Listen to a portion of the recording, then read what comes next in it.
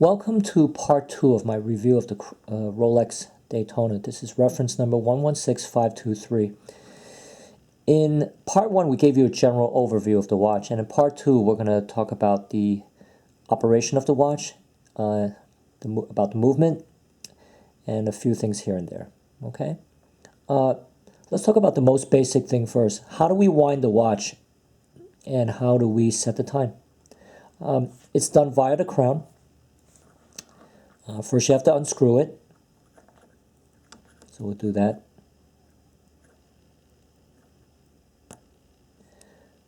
Okay, see how that popped out? Now in this position you can wind the watch, which I'm doing right now. Now finally, if you want to set the time, you have to pull it all the way out, like so. Now you can set the time.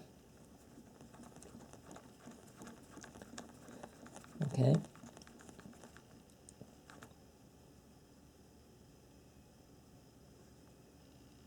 Now when you're done, just push it back in and screw it back down. Now, how do we operate the chronograph? As I mentioned in part 1, you have to unscrew these pushers. Otherwise, you can't work the chronograph. You see? When I press this button, nothing happens. Let's unscrew it.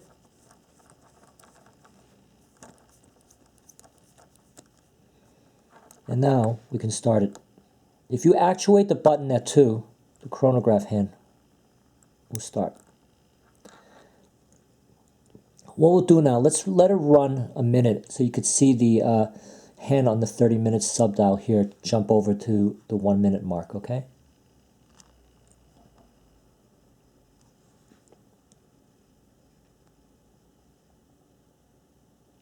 If I didn't mention this in part 1 of the review, I could have forgotten to mention it. The crystal is a flat sapphire crystal. Very hard substance. Second hardness to diamond only.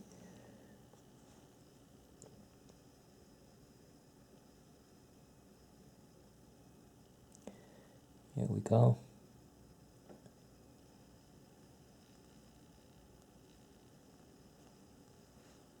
Let's zoom in on that 30-minute subdial. Now keep your eyes on this hand on the 30-minute subdial. There, you see it? It just jumped over to the 1-minute mark. So I would know that 1 minute has gone by. Now how do we stop the chronograph?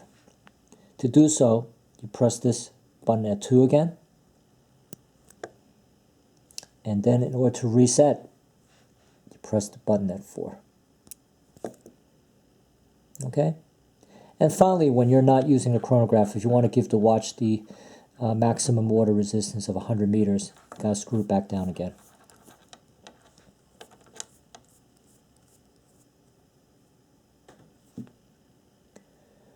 Okay, let's talk a little bit about the bracelet. This is an oyster style bracelet.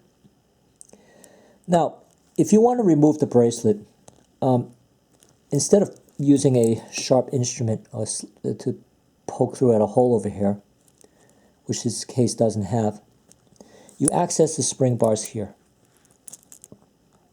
These slots over here. Okay? Now, in order to adjust the length of the bracelet, it's done so here. I hope you can see that.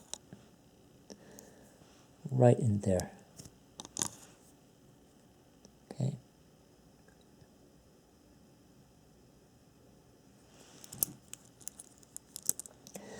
Now, the movement. Inside is Rolex's in-house chronograph movement, caliber 4130. Prior to this movement, Rolex was using a modified version of Zenith's El Primero movement. Now, among some of the features of Rolex's 4130 caliber is a 72-hour power reserve.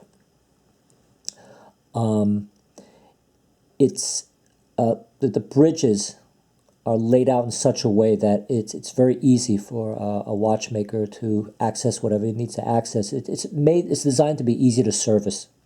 I'm not sure exactly how, but apparently it's laid out, the bridges are laid out in such a way that it's easy to service the watch.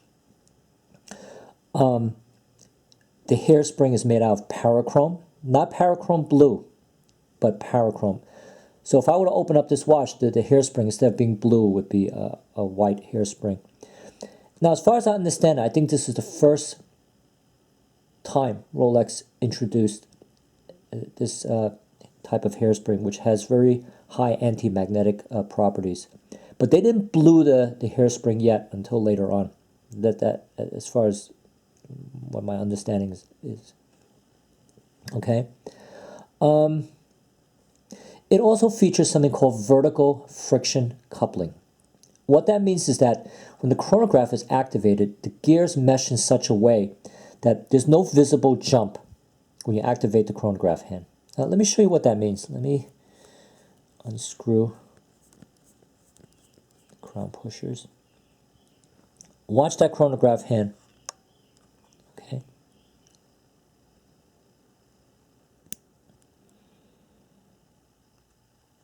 Did you notice any jump? I would think not. Let's stop it. Start it again. Watch that chronograph hand. See, smooth. A lot of chronographs use something called horizontal friction coupling. And with that kind of gear interaction, when you activate the chronograph, there's a visible jump in the beginning. I have an Omega Speedmaster, which has horizontal friction coupling, the movement, the Lamania movement. And when you activate the chronograph, there's definitely a little jump on the hand, on the chronograph hand. See, there's no jump.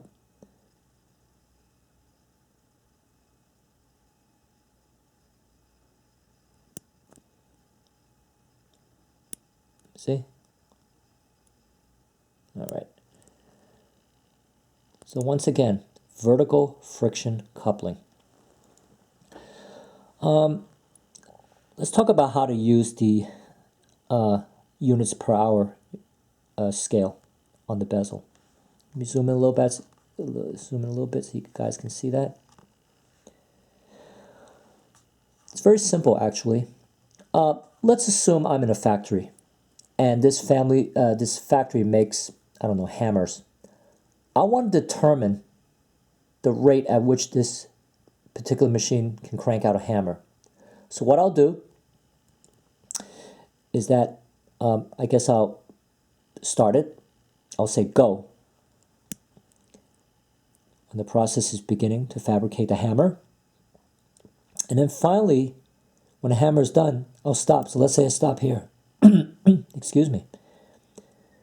Now, this is 400, which means that it can crank, this particular machine can crank out 400 hammers an hour. Okay, I hope that wasn't too confusing. Once again, I'm at the hammer factory. I'm in front of a hammer making machine. All right, the technician has just put in a fresh block of metal, and then I say, okay, go make the hammer, and then we're starting now. So the machine is doing its stuff. There's all sorts of things going on. And then finally, at the end of the process, ding, a hammer is produced. So it's done. It's done already. And it stopped at about, I don't know, the 8-second mark. So this indicates that at this rate, this particular machine can make 400 hammers or 400 units per hour, which is pretty fast. Okay? So that's how you use this units per hour scale.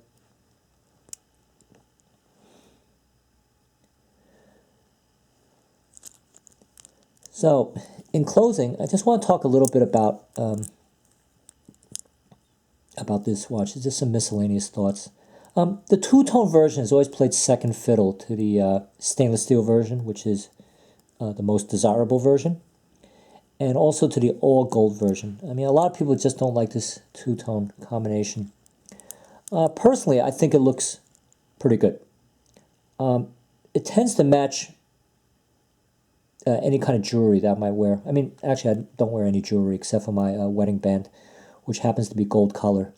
So the gold on my wedding band, which I'm not wearing now, will match the gold on the watch. Now, let's say I had a wedding band that was made out of, like, let's say, platinum.